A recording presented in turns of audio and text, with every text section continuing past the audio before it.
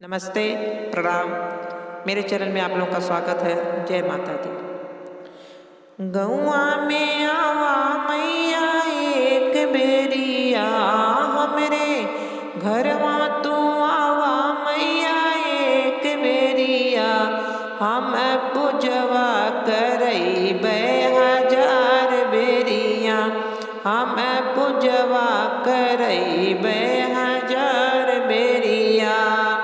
गैया के गोबरा से अंगना लिपवली, अंगना लिपाई मैया चौक पुरवनी। बेदिया पे आवा मैया एक बेरिया, बेदिया पे आवा मैया एक बेरिया। हम पूजवा करैबे हजार बेरिया, हम बेदिया बनैबे हजार बेरिया। अंगना में आवा मैया एक बेरिया, हमरे अंगना में आवा मैया एक बेरिया। हम पूजवा करैबे हजार बेरिया, हम तोहके बुलैबे हजार बेरिया। सरजू नदिया से कलश भराई, बिचवा में मैया हो दियना धराई। बेदिया पे बैठा तू एक बेरिया मैया, अंगना में आवा तू एक बेरिया। हम पूजवा कराइबे हजार बेरिया, हम दियना धराइबे हजार बेरिया।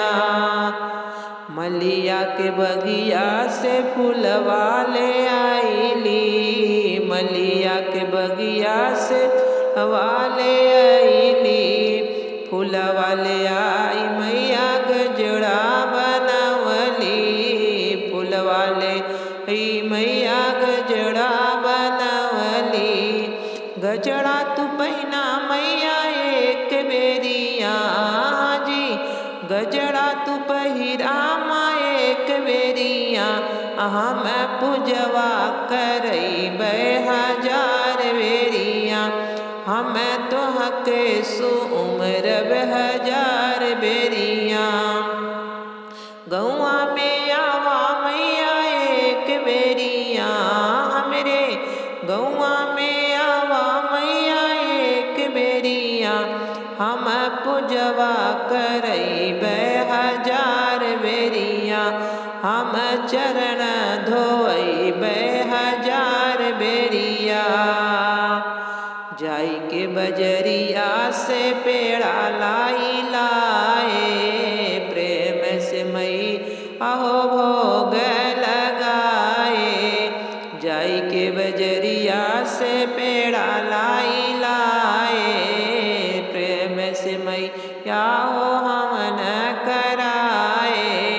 हवनी महा की खातू एक बेरिया मैया, हवनी के आके खाए एक बेरिया। हम पौआ पखरबे हजार बेरिया, हम पौआ पखरबे हजार बेरिया। सात सोहागिन मैया पौआ दबाइबे, सातो सोहागिन मिल पौआ दबाइबे। सेवका तोहार मई बेनिया डोलाई, सेवका तोहार मई बेनिया डोलाई। घरवा में बस जा तू एक बेरिया मैया, घरवा में बस जा तू एक बेरिया। हम हवना करैबे हजार बेरिया, हम सुहागिन बोलैबे हजार बेरिया। हम बेदिया बनैबे हजार बेरिया।